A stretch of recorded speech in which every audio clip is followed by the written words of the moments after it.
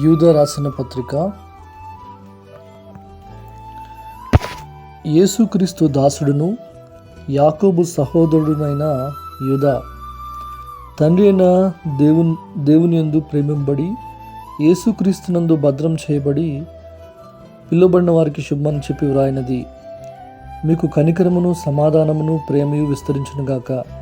ప్రియులారా, మనందరికీ కలిగిడు రక్షణ గూర్చి మీకు రాయవలనని విశేషాసక్తి గలవాడనై ప్రయత్నపడుచుండగా, పరిశుద్ధులకు ఒక్కసారి అప్పగింపబడిన బోధ నిమిత్తము మీరు పోరాడవలనని మిమ్మల్ని వేడుకొనుచు మీకు వ్రాయవలసి వచ్చెను.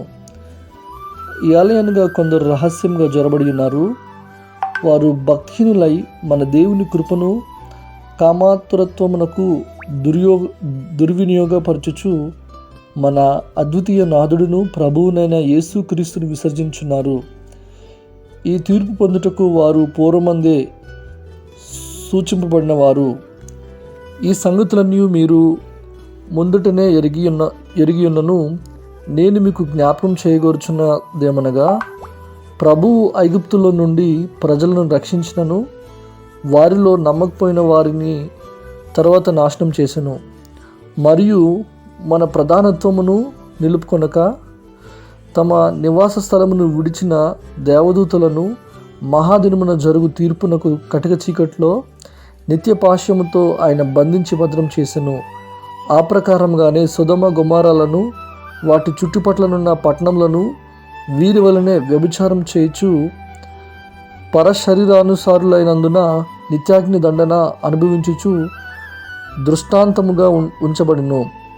అటువలనే వీరును కలలు కనుచు శరీరమును అపవిత్రపరచుకొనుచు ప్రభుత్వమును నిరాకరించుచు మహాత్ములను ద్వేషించు ఉన్నారు.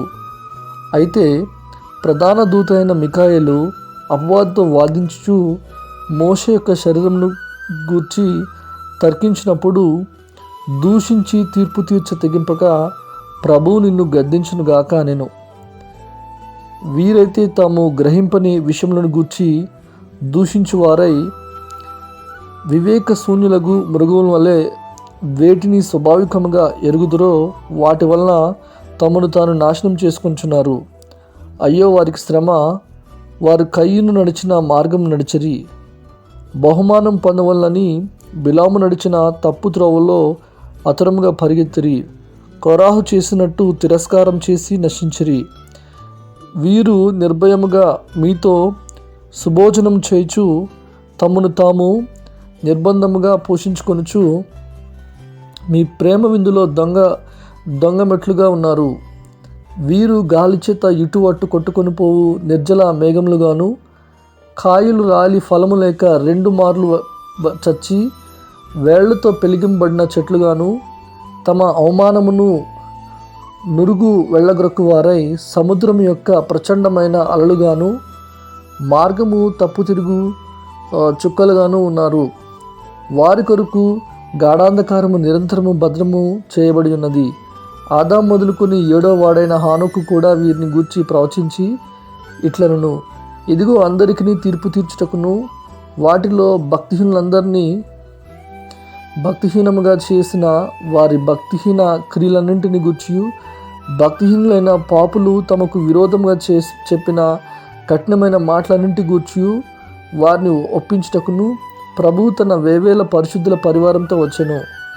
వారు తమ దురాశల చొప్పున నడుచుచు లాభము నిమిత్తం మనుషులను కొనియాడుచు సణుగువారును తమ గతిని గూర్చి నిదానించువారినై ఉన్నారు. వారి నోరు డంబమైన మాటలు పలుకును. అయితే ప్రియులారా, అంత్యకాలమందు తమ భక్తిహీనమైన దురాశల చొప్పున నడుచు పరిహాసకులుందురని మన ప్రభు అయిన యేసుక్రీస్తు అపోస్తులు పూర్వమందు మీతో చెప్పిన మాటలు జ్ఞాపకం చేసుకొనుడి. అటువారు ప్రకృతి సంబంధులను ఆత్మలేని వారినై ఉండి భేదములు కలుగు చేయుచున్నారు. ప్రియులారా, మీరు విశ్వసించు అతి పరిశుద్ధమైన దాని మీద మిమ్మును మీరు కట్టుకొనుచు పరిశుద్ధాత్మలో ప్రార్థన చేయుచు నిత్య జీవార్థమైన మన ప్రభువు యేసుక్రీస్తు కనికరం కొరకు కనిపెట్టుచు దేవుని ప్రేమలో నిలిచినట్లు కాచుకొని ఉన్నడి. సందేహపడు వారి మీద కనికరము చూపుడి. అగ్నిలో నుండి లాగినట్టు కొందరిని రక్షించుడి. శరీర సంబంధమైన వారి అపవిత్ర ప్రవర్తనకు ఏమాత్రమును ఒప్పుకొనక దానిని అసహించుకొనుచు భయముతో కొందరిని కరుణించుడి. త్రొట్టిల్లకుండా మిమ్మల్ని కాపాడుకొనుటకును తమ మహిమను ఎదుట ఆనందంతో మిమ్మల్ని నిర్దోషులుగా నిలబెట్టుటకును శక్తిగల మన రక్షకుడైన అద్వితీయ దేవునికి మన ప్రభువైన యేసుక్రీస్తు ద్వారా మహిమయు మహత్యమును ఆధిపత్యమును అధికారమును యుగయుగములకు పూర్వమును ఇప్పుడును సర్వయుగములకు కలుగునుగాక. ఆమేన్.